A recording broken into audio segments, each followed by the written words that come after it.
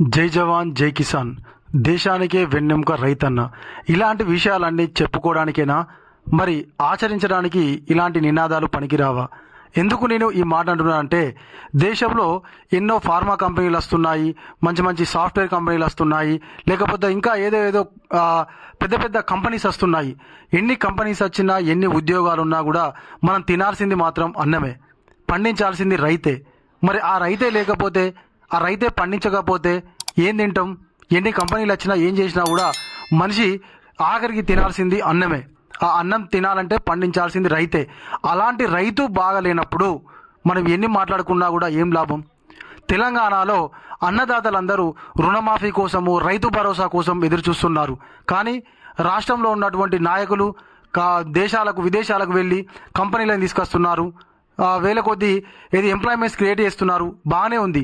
కాకపోతే మీరు తీసుకొచ్చేటువంటి కంపెనీలైనా లేకపోతే ఉద్యోగాలు చేయాలన్నా మనం తినాల్సింది అన్నమే, పండించాల్సింది రైతే.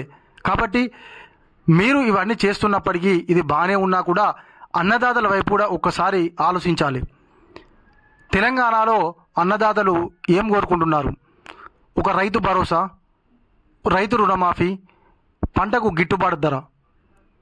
వాస్తవానికి తెలంగాణ రాష్ట్ర ప్రభుత్వము అత్యంత ప్రతిష్టాత్మకంగా రైతు భరోసా మరియు రుణమాఫీ అనేటువంటి రెండు విషయాలను ప్రారంభించడం అయితే జరిగింది. అది ప్రారంభించడమే జరిగింది. కొంచెం మన వీడియోని అయితే లెంతీగా ఉంటుంది. తప్పకుండా మీరైతే వీడియో చివరి వరకు అయితే చూడరు. ప్రతి ఒక్కరు స్కిప్ అయితే చేయకండి. ఈ వీడియోలో అయితే మనము తప్పకుండా రైతుల యొక్క బాధలకు సంబంధించినటువంటి ముచ్చట్లన్నీ మనం మాట్లాడుకుందాం. ఓకేనా? మీకేమనిపించిందో కిందనైతే తప్పకుండా కామెంట్ చేయండి. చూసిన వాళ్ళందరూ అయితే ఒక లైక్ చేయరు, నచ్చితే లైక్ చేయరి. ఓకేనా? ఇంకా ఎవరైనా కొత్తగా మన ఛానల్ చూస్తున్నట్లయితే సబ్స్క్రైబ్ చేసుకోకపోతే వెంటనే సబ్స్క్రైబ్ చేసుకోరు. ఇక విషయానికి వస్తే, రాష్ట్ర ప్రభుత్వం అయితే రుణమాఫీ, రైతు భరోసా రెండు విషయాలను మంచిగానే ప్రారంభించింది.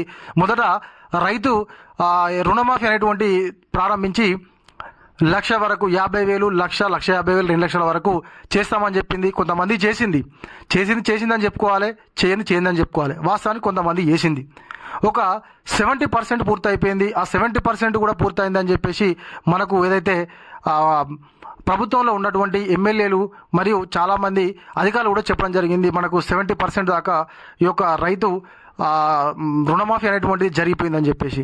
అయితే మిగిలినటువంటిది అయితే 30% ఉందో, ఆ 30% మందికి కొన్ని సాంకేతిక కారణాల వల్ల, కొన్ని తప్పులు ఉండడం వల్ల జరగలేదని చెప్పేసి రాష్ట్రంలో ఉన్నటువంటి మనకు ముఖ్యమైనటువంటి నేతలు చెప్పడం జరిగింది. సరే, ఓకే అని చెప్పేసి వాళ్ళకు ఫ్యామిలీ గ్రూపింగ్, అదే కుటుంబ నిర్ధారణ చేశారు. ఇంకా తప్పులను కూడా వాళ్ళు రెటిఫై చేసి వాటిని క్లియర్ చేసిరు. 4వ విడత రుణమాఫీ కూడా చేయడం జరిగింది.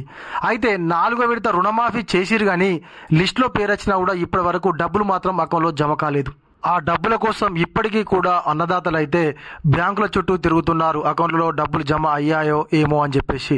మరి రాష్ట్ర ప్రభుత్వము ఇన్ని చేస్తున్నా కూడా అన్నదాతల నుంచి వెళ్ళి ఇంత పెద్ద ఎత్తున నిరసనలు వస్తున్నా, ఇంత పెద్ద ఎత్తున వ్యతిరేకత వస్తున్నా కూడా రాష్ట్ర ప్రభుత్వం మాత్రం పట్టించుకోవడం లేదు.